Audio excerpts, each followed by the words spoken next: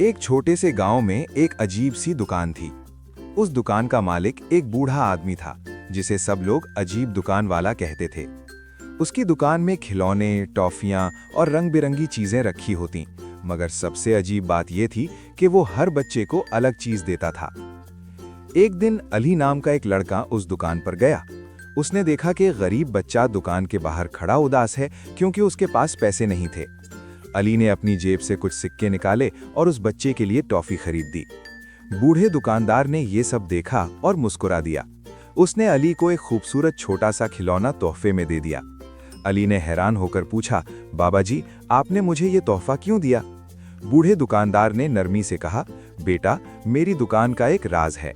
मैं हमेशा उन बच्चों को इनाम देता हूँ जो दूसरों की मदद करते हैं। अली बहुत खुश हुआ और उसने वादा किया कि वो हमेशा दूसरों की मदद करेगा।